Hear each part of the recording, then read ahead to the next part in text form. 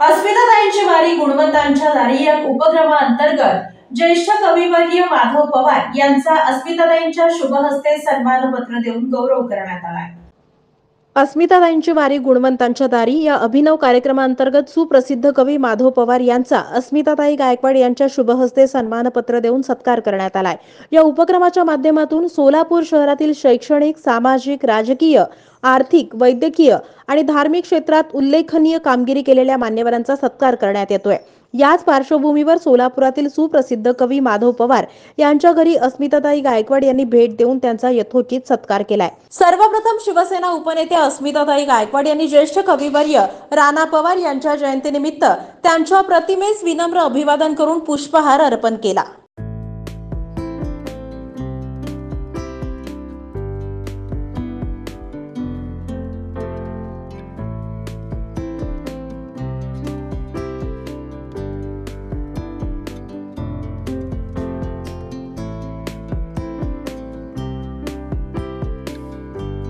ज्येष्ठ कविवर्य राणा पवार यांच्या अनेक आठवणींना उजाळा देऊन कविवर्य राणा पवार आणि माधव पवार यांचे त्यांनी ऋण व्यक्त केले आणि माधव पवारांचा सन्मान केला।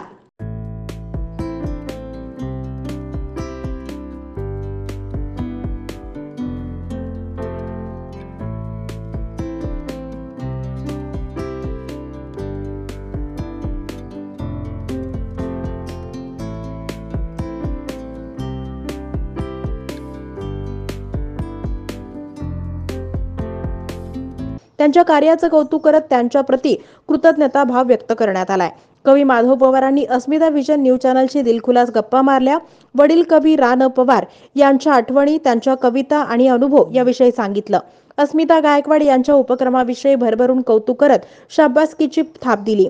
अस्मिताताई गायकवाड यांचे राजकीय आणि सामाजिक कार्य कौतुकास्पद आहे असं म्हणत त्यांनी अस्मिताताई गायकवाड यांना पुढील राजकीय वाटचालीसाठी शुभेच्छा दिल्या। महान कविवर्यांच्या घरी ग्रेट भेट या निमित्ताने आपण आलेलो आहोत, ज्याने अख्खा महाराष्ट्र नव्हे तर पूर्ण आकाशाला गवसणी घालणाऱ्या अनेक कविता केल्या। त्या राणा पवारांच्या स्मृतीला आज जयंती असल्यामुळे त्यांना अभिवादन करण्यासाठी आलो। त्याचबरोबर आपण एक विशेष कार्यक्रम घेतो, अस्मिताताईंची वारी गुणीजनांच्या दारी। जे गुणीजन आहेत, शहरातले असतील, शहर हद्दीतले असतील, पंचक्रोशीतले असतील, त्या गुणीजनांच्या घरी जाऊन त्यांचा सन्मान करणं आणि त्यांना त्यांचं अभिप्रेत असणारं मार्गदर्शन ऐकणं, त्यांच्या सदिच्छा घेणं, त्यांचे आशीर्वाद घेणं हा एक वेगळी थीम एक वेगळ्या पद्धतीनं आपण करतो। ह्यासाठी आम्ही जवळजवळ 1000 गुणीजनांच्या घरी शहर जातो। कालच अश्विनी जोग मॅडम डॉक्टर ज्या प्राध्यापिका होत्या संगमेश्वर कॉलेजला, त्यांच्या घरी आपण सदिच्छा भेट दिली, त्यांचे आपण मार्गदर्शन ऐकलं। असं दररोज आपण वेगवेगळ्या मान्यवरांच्या घरी जातो। आज आमचं भाग्य आहे की ज्याने खऱ्या अर्थानं आम्हाला घडवलं, त्यांच्या अस्मिता गायकवाड यांना देखील घडवलं, त्यांना आचार विचार दिले, सद्विचार दिले अशा माधव पवार त्यांच्या पूर्ण फॅमिलीच्या घरी आम्हाला यायचा आनंद आम्हाला भेटला। खूप आम्ही अतिशय भाग्यवान आहोत, कारण आज आम्ही पाहतोय की माधव पवार सर ज्या स्थितीतून खऱ्या अर्थानं आपल्यासमोर दिसतात ते सातत्यानं आम्ही बघतोय।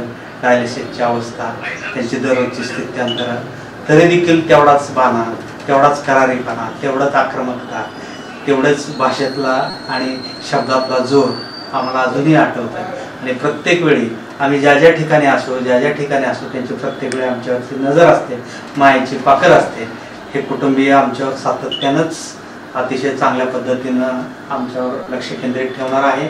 आमच्या आयुष्याशी अतिशय जुळलेलं हे कुटुंबीय, म्हणून खास करून त्यांचे आशीर्वाद, त्यांच्या शुभेच्छा ऐकण्यासाठी आणि त्यांना भेटण्यासाठी खास करून।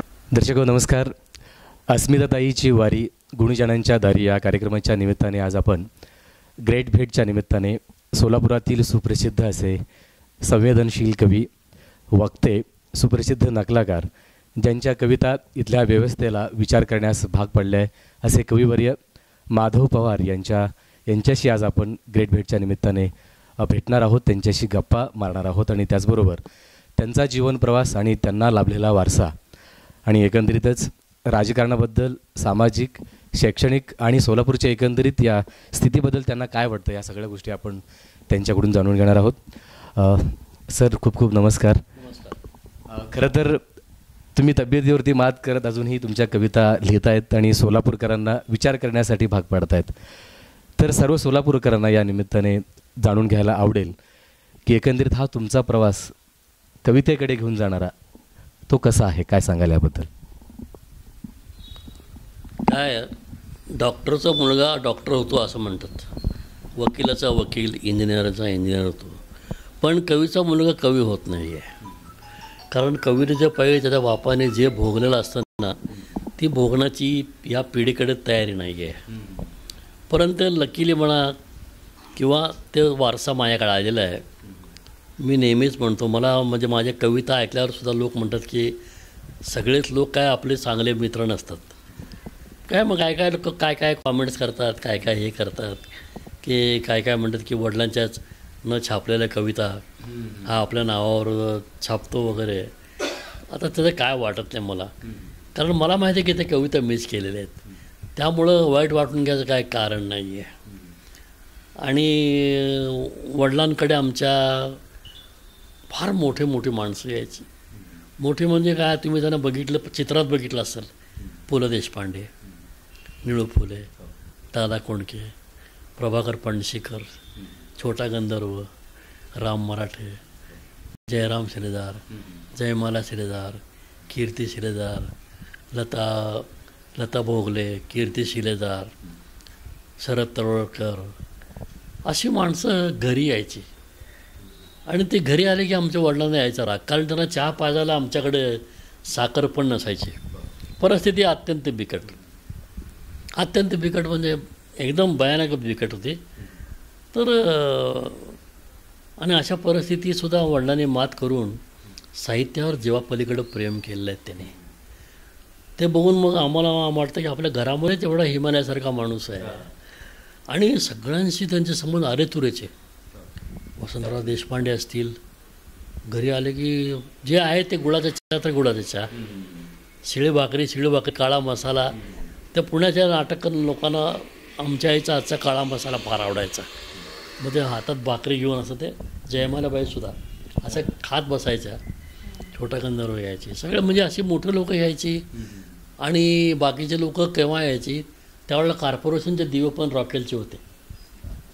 रॉकेलचे दिवे होते घरात तर रॉकेलचे दिवे, पण कॉर्पोरेशनचा एक माणूस यायचा, दिवा लावायचा, सकाळी येऊन विझवायचा असा. तर मग ती माणसं रात्री यायची म्हणजे डिस्टर्ब व्हायला नको म्हणून. आणि मी व्याग्या म्हणून पहिल्यापासून वडिलांना फार त्रास दिलेला आहे. मी शाळेत रस्टिकेट आहे, मी फार व्याग्या बनवतो. म्हणजे राणा पवारांचा मुलगा म्हणून घ्यायची पात्रता नव्हती त्या काळात, कारण ट्रायंगल तसा मला मिळाला ना, संगत गुण. मग मी रात्री उशिरा, मी पण उशिरा येणार रात्री. मग आई इकडनं दरवाजा उघडणार, आई भोळी माझ्या अत्यंत. मग इकडनं तोंड बिंड धुवून वडिलांना शेजारी कोण असणारच रोज. मी एक दिवशी असं बसलो होतो, अंधार होता. मग वडील म्हणले, अरे हा माझा मुलगा आहे. मी त्यांच्या पाया वगैरे पडलो. मला म्हणलं, बघ रे कोण आहे. म्हणलं मी नाही ओळखलो. हे श्रीरामचंद्र संगीतकार आहेत म्हटले. अशी माणसं यायची घरी. मग त्या लताबाईविषयी त्यांच्या गप्पा ते मी तुम्हाला सांगू नये, तुम्ही ऐकू नये. त्यांनी जे आमच्या वडिलांशी जे बोललेले आहेत श्रीरामचंद्रनी, म्हणजे हे मोठ्या लोकांचे असे किस्से होते. पण वडील आमच्या अंतर्बाह्य निर्मळ एकदम. मला नोकरी लावलं नाही वडिलांनी. मी जनता बँकेत शिपाईचं काम केलेलं आहे. 11 महिने झाडू मारले, 3 मजले. जुनी बँक कुठे, शालिमार हॉटेलच्या बाजूला तिथं मी कामाला शिपाई म्हणून होतो. केली पण नोकरी व्यवस्थित केली. मग गव्हर्नमेंट जॉब लागल्यानंतर वडिलांच्या पाया पडून निघाल्यानंतर वडिलांनी एकच उपदेश केला, आता तू मोठा झालास, तुला मारू शकत नाही मी, पण एक सांगतो म्हणजे नोकरीच्या ठिकाणी पैसे खाऊ नकोस. आणि पैसे खाल्लेलं कळलं की मी आत्महत्या करीन म्हटले. म्हणून मी तुमचा मुलगा आहे, कशाला पैसे खातो म्हणलं. किती लागते माणसाला, 2 भाकरी खाल्लं, संपलं, विषय मिटला. तुमचे संस्कार आमच्या अंगात म्हणलं. त्याप्रमाणे ते चालू झालं. आणि वडिलांकडे मोठी माणसं यायची. मग ते साहित्याचे संस्कार, कवितेचे संस्कार असे घडत गेले. मग कविता कधी करायला लागलो मला माहीत नाही, पण आजच्या घडीला माझे 19 गायकांनी माझी गाणी म्हटलीत.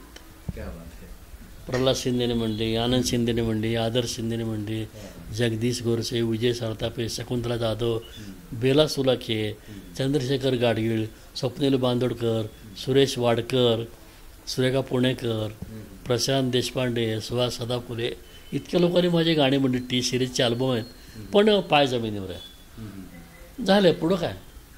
कुठल्याही पुरस्काराने कुठल्याही सत्काराने आपला दिनक्रम बदलत नसतो. सकाळी उठणार, आंघोळ करणार, ते जेवण करणार, कामाला जाणार, तर आपल्याला ते करावंच लागणार आहे. त्यामुळं आणि वडिलांचे संस्कार हवा डोक्यात जाऊ द्यायची नाही. म्हणजे मी ऑर्केस्ट्रासुद्धा काम करत होतो त्यावेळेला. 1-2 प्रोग्राम बरोबर सुद्धा केलेले आहेत मी. तर त्यावेळेला मी फार फॉर्ममध्ये होतो. मी म्हणजे सगळ्या गायकांचे आणि सगळ्या ॲक्टरचे आवाज काढत होतो मी ऑर्केस्ट्रामध्ये. त्यामुळे ती क्रेज त्यावेळेला ऑर्केस्ट्रा म्हणजे फार हे असायचं. इथं दमाणी थिएटर होतं इथं. त्या दमाणी थिएटरमध्ये एक कॉलेज कुमारांचा कार्यक्रम होता. मग डोक्यात थोडीशी हवा वय असतं ते. इथंच थिएटर येते, पण मी जायला वेळ लावला. सर या तुम्ही, या तुम्ही. आलो आलो आलो आलो असं करत कपडे घालून तयार होतं, पण गेलं नाही भाव खायचं म्हणून. पण गेल्यानंतर माधव पवार आलेले आहेत, म्हणजे टाळ्याबिळ्या पडले. पडदा उघडल्यावर बघितलं की समोरच्या पहिल्या खुर्चीवर माझे वडील कवी संजीव बसलेले. माझे पाय लागले लटलटलायला. वडिलांची परवानगी घेतली, कार्यक्रम केला. वडील आले निघून नंतर. मग मी थोड्या वेळाने आलो. मग बाहेरून विचारलं वडिलांना कसं काय वाटला माझा कार्यक्रम. वडील म्हणजे जरा जवळ आहे. जवळ गेलो, ताडकाने थोबाडत दिली, बोटच उमटले गालावरती. म्हणजे आईकडे अजून इकडे. म्हटलं तर ह्या गालात मारतील. मग पाठीवर हात मारला. ही पहिले थोबाडे दिली ना, तर उशिरा आलास म्हणून तुला थोबाडे दिले. म्हणजे एका माणसाचा 1 मिनिट घेण्याचा तुला काय अधिकार आहे म्हणून मारलेलं आहे. आणि कार्यक्रम चांगला केला म्हणून पाठीवर थाप दिलेले आहे म्हणले. असं दोन्ही गोष्टी, दोन्ही संस्कार फार चांगले होते. एकदा म्युन्सिपाल्टीत असताना मी 4 आणे चोरले होते. ते काय तुकडाला चिवडा मिळायचा एवढा. ते तुकडा करत करत करत 25 पैसेच झाले. मग तो माणूस दम द्यायला तुझ्या घरी येऊन सांगतो. मग आता पैसे चोरले आणि शाळेला गेलो. म्युन्सिपाल्टीत होतो. मग आईने सांगितलं की पैसे चोरलेत बघा. मग वडील कपडे वगैरे घातले, शाळेत आले. मग राणा पवार शाळेत म्युन्सिपाल्टीमध्ये आले म्हटल्यानंतर काय सत्कार वगैरे त्यांचा केला गेला.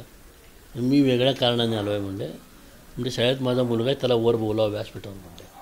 व्यासपीठावर बोलवलं. याने सकाळी 4 आणे चोरलेत म्हणले. तर मी चोर आहे म्हणून नाक असायला लावले सगळ्यासमोर 3 वेळा. असे माझे वडील. तसा तर उलटा प्रसंग. आमची लायब्ररी होती. त्या लायब्ररीत पुस्तकं लागायचे, शिवायचे वगैरे, कात्री लागायची. धाकटा भाऊ पण माझा आर्टिस्ट आहे, ड्रॉइंग पहिल्यापासून काढतो.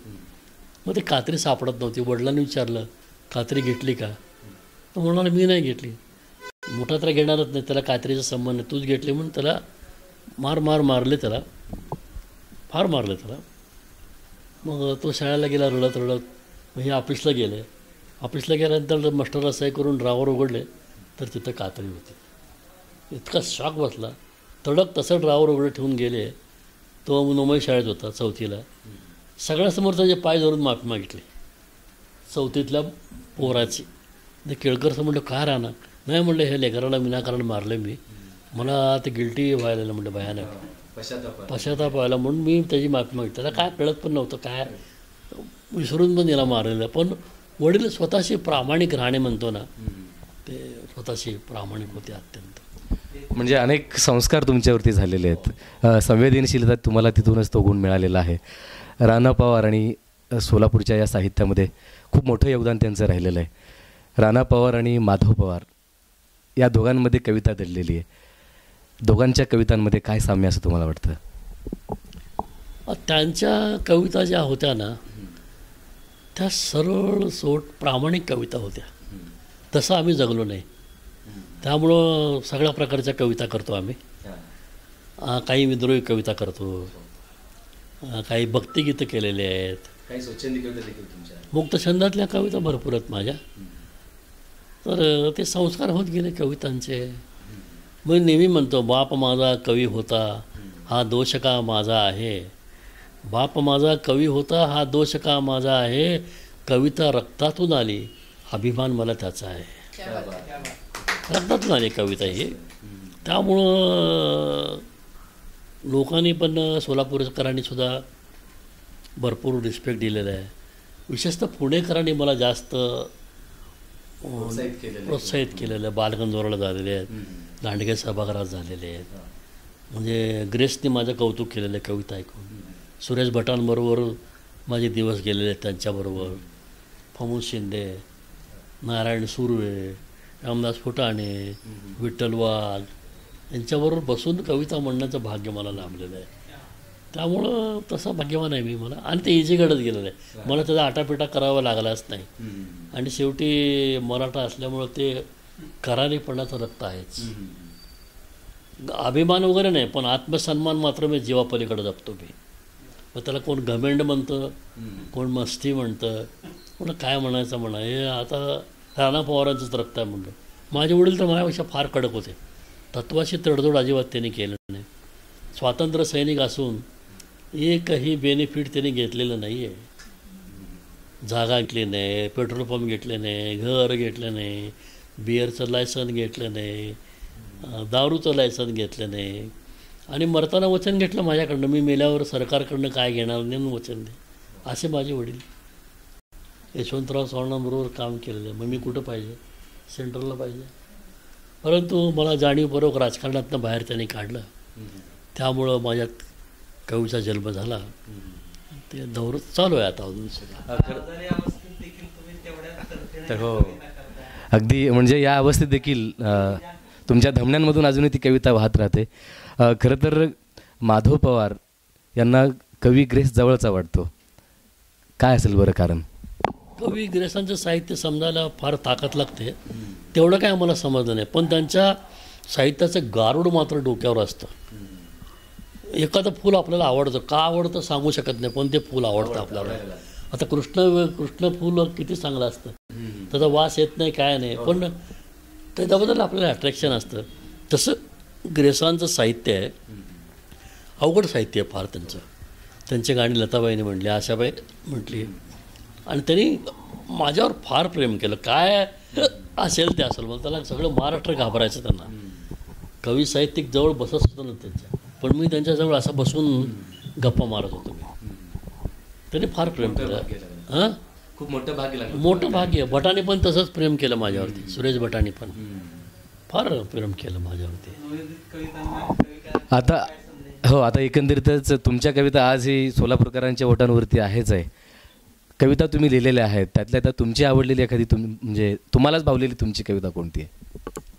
एकदा काय झालं, आमच्या घरी आता कोण पुला आले होते का माहीत नाही, म्हटलं रानात जेवायचं म्हणले. मला वडील वैतागून गेले. तर चहाला आपल्याकडे गुळ नाही आणि जेवायचं म्हणतं, काय करायचं. मग मला आमच्या घरातनं वडिलांनी पुलाला बसवलं असं आणि पाठीमागच्या दरवाज्यातनं बाहेर काढलं. खांद्यावर हात ठेवून इथं पिठाची गिरणी होती पुढं, त्या पिठाच्या गिरणीत गेले. आणि पीठ गोळा करणारा जो असतो ना, त्याचं प्रत्येक पीठ वेगळं असतं, पिशवी त्याची वेगळी असते. त्याला म्हटलं तुझ्या चिपटावर मला पीठ दे. तो भाव खायला महाराष्ट्राचा किंवा राणा पवार पुढं हे नाही म्हटलं, मामा माझ्या घरी पण पाहुणे आलेत म्हणते, मला पीठ. अरे चिपटंभर दे रे, एका माणसापुरतं. हो ना करता करता दिलं आणि खाली पडलेलं एक आठवाभर पीठ घेतलं. मग येताना खांद्यावर हात टाकून, त्यांची स्टाईल फार मस्त होती, हिप्नोटाईज करून टाकायचे. मला म्हणते बाळा एक काम करायचं, तर हे पहिल्यांदाला जेवण करून जाऊ दे, नंतर आपण जेवू. आपण जेवताना एकच प्रिकॉशन घ्यायचं, आपल्या घरात केलेली भाकरी गरम आमटीमध्ये बुडवायची आणि पटकन गिळून टाकायचा तो घास गिळायचा. म्हणले मग तो घास गिळायचा का, त्याच्यावर सुचलेली कविता. निष्ठतेने मागवून घेतलेली फकिरी, हे पाठांतराचं पण वडिलाकडनं आलं बरं का. तुमच्या तत्वनिष्ठतेने मागवून घेतलेली फकिरी, तुमच्या नंतरही आम्ही जीवापाड जपली, पतिव्रतेने शील जपावी तशी. पोटातली आग विझवण्यासाठी पिठाच्या गिरणीत खाली पडलेल्या पिठाची भाकरी खाताना, पोटातली आग विझवण्यासाठी पिठाच्या गिरणीत खाली पडलेली भाकरी खाताना एक घास 32 वेळा चावून खा म्हणणारे तुम्ही, ते घास मात्र गिळायला लावलेत दाताला खर लागू नये म्हणून. कारण ते खाली पडलेलं पीठ असतं. दाताला खर लागू नये म्हणून. तसेच अपमान वेदना हे गिळायला लावल्यात, काळजाला घरं पडू नयेत म्हणून. आज तुम्ही आमच्यात नाहीत, पण तुम्ही दिलेले संस्कार आमच्या नसा नसातून फिरतात. आज बासमतीचा भात असो किंवा श्रीखंडपुरीचा बेत असो, आजही आम्ही ते सारेच घास गिळत असतो. कारण आता जिभेवर चवच राहिली नाही, जिभेवर चवच राहिली नाही. अंतर्मुख करणारी कविता आहे. सध्याची परिस्थिती बघितलं की तुकाराम महाराजांचा 350 वर्षापूर्वीचा अभंग आठवतो. बुडती हे जन न देखवे डोळा, म्हणून कळवळा येत असे. ऐशी कळवळ्याची जाती, करी लाभावी न प्रीती. तुका म्हणे सोपी केली पायवाट, भवसागर तराया रे. मी नेहमी म्हणतो की तुम्ही फक्त संत साहित्य वाचावं, बाकी तुम्हाला काही वाचायची गरज नाही. माझे वडील नेहमी म्हणते, you want to see the real Maharashtra, you see first trend of Maharashtra. Trend म्हणजे प्रवाह. त्याचं स्पेलिंग काय? TREND. तर ते T for Tukaram, R for Ramdas, E for Eknath, N for Namdev, D for Dnyaneshwar. हे ट्रेंड बघा. तुम्हाला काहीही वाचायची गरज नाही. त्यामुळं ते वडिलांचे संस्कार इतके पक्के झालेत ना. आणि गरिबीत देखील स्वाभिमानाने कसं जगावं हे माझ्या वडिलांनी शिकवलं मला. माझ्या वडिलांनी मला एक छान उपदेश केला. कारण आम्ही छंदीपंदी ऑर्केस्ट्रामधली माणसं, आम्हाला काय बंधन नव्हतं. आणि जे केलं ते लपून छपून नाही, ओपन माइंड. फक्त एकच की मला म्हणले, समाजाला दारुडा चालतो, दरोडेखोर चालतो, पण ज्याची नजर घाण आहे तो माणूस चालत नाही. नजर घाण ठेवायची नाही बेटा म्हणले. अशी आर पार गेली पाहिजे, ती लेडीज असू दे, जेंट्स असू दे, त्यात नजरेत ताकदच आली पाहिजे म्हणले. त्यामुळं ते वडिलांचं पाळलेलं आहे मी. वडिलांच्या ओळी आठवतात मला. नजर उतरवायला, वडिलांच्या ओळी आहेत, नजर उतरवायला मीठ मोहरी लागते, नजर ठेवायला हरामखोरी लागते. भल्या भल्यांना समजला नाही नजरेचा अंदाज, हवेला सोडून रस्त्यावर आले कित्येक घरंदाज. नजर ओळखता आली पाहिजे म्हणलं मला, आणि तेवढं पथ्य पाळतो म्हणलं. त्यामुळं मी फार सुखी आहे, त्या मानाने फार सुखी आहे. कारण जो माणूस घरात सुखी तो जगात सुखी असतो. हे साध्या साध्या गोष्टीमुळं मी शिकत गेलो वडिलांकडनं. संस्कार घडत गेले, ते संस्कार मुलांवरही केले. आणि या वयात आई वडिलांना काय पाहिजे असतं? रिस्पेक्ट पाहिजे असतं. फक्त तो रिस्पेक्ट दोन्ही मुलं देतात, सुनबाई देते मला. मग त्यामुळं सुखी आहे मी फार. आता बोलता बोलता म्हणालात की नजर कशी असावी, तर कविता कशी असावी, काय सांगावंसं वाटेल तुम्हाला? कविता कशी असावी? माझ्या वडिलांचीच कविता आहे. कविता अशी असावी जी वाचता कळावी. कविता अशी असावी जी वाचता कळावी, की तीत शारदेला प्रतिमा तिची दिसावी. शब्दास सूर यावा. आता अशक्य आजच्या कवितेत. शब्दास सूर यावा, लय ताल ही असावा, ते नाद ब्रह्मश्रवणी ओंकार लुब्ध व्हावा, ते गीत ऐकण्याला वागीश्वरीच यावी. कविता अशी असावी. मंदिर शारदेचे गंधात दरवळावे. मंदिर शारदेचे गंधात दरवळावे, घ्याया प्रसाद येते सुरश्रेष्ठ ही जमावे. आम्ही उपासकाने पूजा तिची करावी. कविता अशी असावी. ती सुंदर आणि तुमच्या जिभेवरती सरस्वती आहे. हा भास कदाचित अस्मिताताई गायकवाड यांना झाला असावा. अस्मिताताईंची वारी गुरुजनांच्या दारी, हा उपक्रम आम्ही तुमच्यापर्यंत घेऊन आलेलो आहोत ग्रेट भेटच्या माध्यमातून. आणि कविताचा संबंध म्हणजे माझ्या वडिलांनी मरायच्या आधी मला वाटतं एक 5-6 दिवस तिच्या काव्यसंग्रहाला प्रस्तावना दिलेली आहे, बेडवर झोपलेलं असताना. हे तिचं पण भाग्य आहे. आणि माझ्या वडिलांचं तिच्यावर फार प्रेम होतं. म्हणजे ऋणानुबंध. ऋणानुबंध. मी नेहमी म्हणतो की ही पोरगी राजकारणात गेली त्यामुळं महाराष्ट्र काय साहित्य केला मुकलेलं आहे म्हणतो मी. फार पुढे गेली असते ती. साहित्य जबरदस्त आहे तिचं, कविता जबरदस्त आहेत, धाकटी बहीण आहे. त्यामुळे मी अधिकाराने मी बोलतो ती अशी असं. खरं तर जाणीव कुठेतरी असावी म्हणून ताईंनी खरं तर ग्रेट भेटच्या निमित्ताने तुमच्याकडे आलेले आहेत. अशी माणसं राजकारणात असणं खूप आता हल्ली खूप महत्त्वाचं आहे. ते अगदी बरोबर आहे. आणि अस्मितासारखे माणसं तर पाहिजेच पाहिजे. भले तरी देऊ काशेची लंगोटी, नाठाळ्याच्या माठात देऊ काठी. तुकाराम महाराजांचा अभंग, त्याप्रमाणे ती वागते. मला आवडतं तिथं, मला आक्रमकपणा त्याचा आवडतो. जिथं जिथं चुकाय तिथं तिथं काठी गाठलीच पाहिजे ना. मग तुकाराम महाराजांना कशाला मानायचं? मग त्यासाठीच मानायचं. हां, आवडतं ती मला. लागून चालून नाही, काय नाही, जे आहे ते स्पष्टपणा असतो तो. आणि तो मिठाईमध्ये किडे पडतात, मिठामध्ये किडे पडत नाही. मीठ हे अँटीबायोटिक आहे, तशी ही अँटीबायोटिक आहे राजकारण्यांची. मला पंढरीनाथाला त्यांना भेटायचं आहे आणि म्हणून ते वारीला निघालेले आहेत. तर गुरुजनांची वारी या निमित्ताने तुम्ही तुमच्या काय भावना आहेत आणि तुमच्या काय शुभेच्छा असतील त्यांना?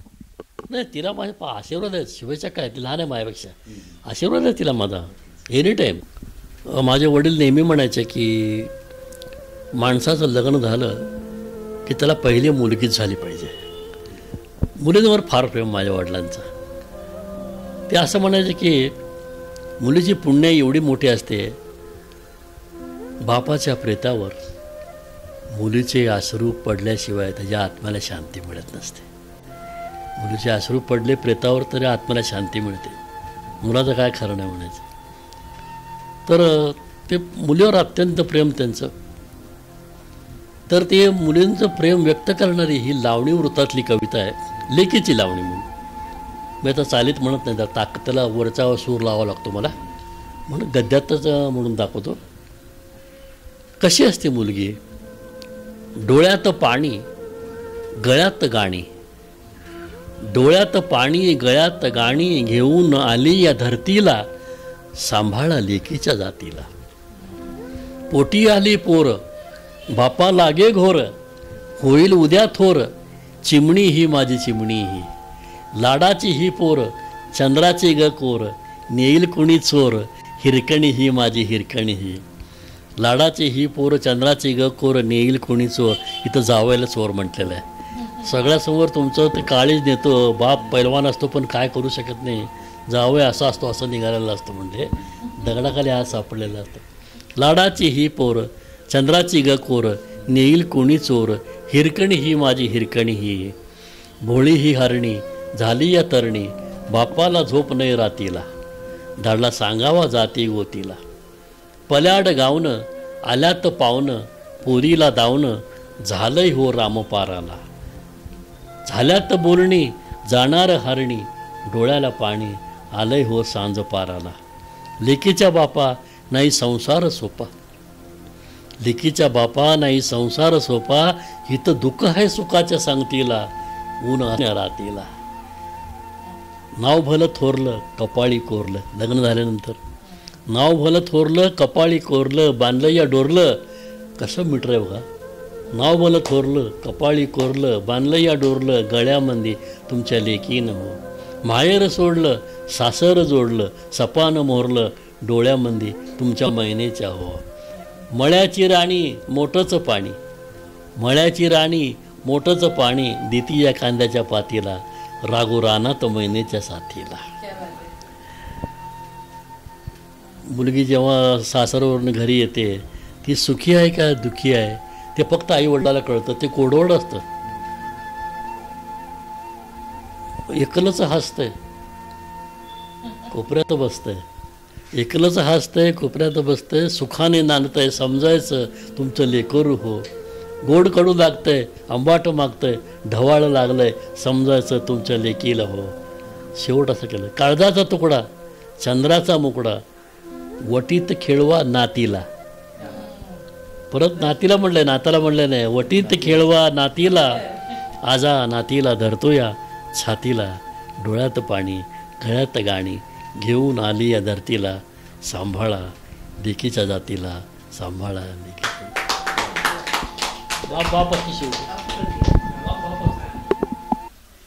आज ज्यांना मी गुरुस्थानी मानते, माझे वडील म्हणून पाहत होते, असे कविवर्य राणा पवार यांच्या घरी मी आलेली आहे. आपल्या सगळ्यांनाच माहीत आहे की सध्या अस्मिताताईंची वारी गुणवंतांच्या दारी हा माझा कार्यक्रम, विशेष कार्यक्रम घेऊन मी प्रत्येक गुणवंतांच्या दारी जाते आणि त्यांचे आशीर्वाद घेते आहे. आज कविवर्य राणा पवार हे सोलापूरचे दिग्गज कवी एक थोर कवी, नुसते कवीच नाही तर प्रत्येकाला जीव लावणारी एक व्यक्ती.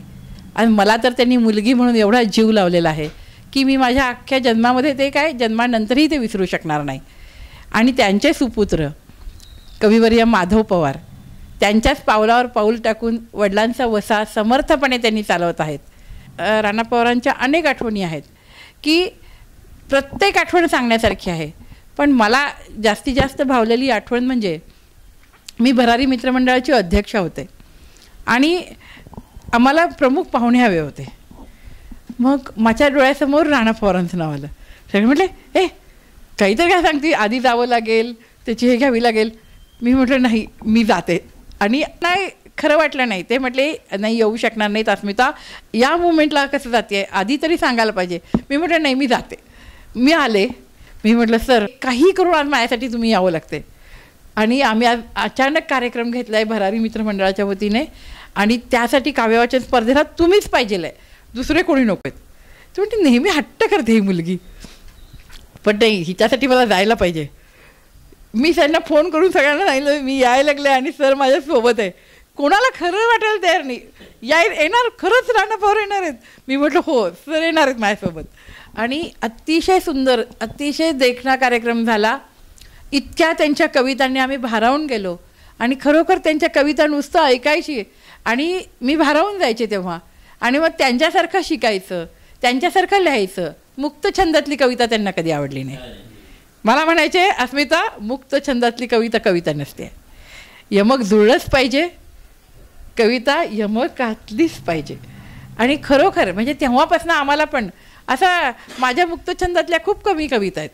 त्यामुळे त्यांचा जो वारसा, त्यांचं जे त्यांनी गुरुवर्य म्हणून केलेलं मार्गदर्शन ते मनात ठसलेलं आहे. आणि त्यामुळंच आज त्यांच्या घरी आल्यावर मला माझ्या माहेरी आल्यासारखं वाटतं आहे. आणि त्यानंतर त्यांचे सुपुत्र माधव पवार, आमच्या वहिनी, या सगळ्यांनीसुद्धा मला तेवढंच प्रेम दिलं जेवढं मला राणा पवारांनी दिलं. आणि माधवभाई आपण नेहमी मला सांगायचे की तू राजकारणात जाऊन चूक केली आहेस. पण मी एवढंच सांगू इच्छिते की राजकारणात जर प्रत्येक चांगला माणूस नाही गेला तर राजकारण चांगलं कसं होणार. आणि त्यामुळं जितकं काही राजकारणामध्ये चांगली लोक जेवढी येतील तेवढं ह्या राजकारणामध्ये चांगल्या पद्धतीने काम करायला मिळेल. आणि त्यामुळंच शिवसेना प्रमुख माननीय बाळासाहेब ठाकरे यांचे विचार मला आवडले की जे 80% समाजकारण आणि 20% राजकारण आहे. उद्धव साहेबांनी पण तोच वारसा पुढे नेला आहे. रश्मी वहिनी, आदित्य साहेब त्यांच्या पावलावर पाऊल टाकून चालत आहेत. आणि त्यामुळंच शिवसेना उद्धव बाळासाहेब ठाकरे पक्ष मी निवडला आणि त्या माध्यमातून सामाजिक कार्य मी माझं सुरू ठेवलेलं आहे. आज तुमचे आशीर्वाद घेण्यासाठी मी आपल्या घरी आलेले आहे. आणि खरोखर माधव पवारांनी आपल्या वडिलांचा प्रत्येक गुण जोपासला, प्रत्येक वारसा जपला. कवितेचा वारसा तर त्यांना आपसुकच मिळालेला आहे, पण अतिशय सुंदर दर्जेदार कविता आज माधव पवारांच्या आहेत. आज आपण त्यातल्या काही कविता ऐकल्याही इथे. माझे मोठे भाऊ म्हणून त्यांचा मला सार्थ अभिमान आहे. जसं मला राणा पवारांची मानसकन्या होण्याचा सार्थ अभिमान आहे, तेवढाच अभिमान मला माधव पवारांची बहीण असल्याचा सुद्धा आहे. आणि खरोखर मी त्यांना दीर्घायुष्य चिंतिते. मी आई तुळजाभवानी चरणी प्रार्थना करते की त्यांना उत्तम आरोग्य, दीर्घायुष्य, सुख, समाधान लाभू दे आणि त्यांना जे जे हवं ते त्यांना मिळू दे. धन्यवाद. जय हिंद, जय महाराष्ट्र. तर हे होते सोलापुरातील सुप्रसिद्ध संवेदनशील कवी माधव पवार. ग्रेट भेटच्या निमित्ताने अस्मिताताईची वारी गुरुजनांच्या दारी या उपक्रमाच्या माध्यमातून आपण त्यांचा आशीर्वाद ताईंसाठी घेतलेला आहे. अस्मिता विजनसाठी मी सुमित गाडेकर, रोहन श्रीरामसह. नमस्कार.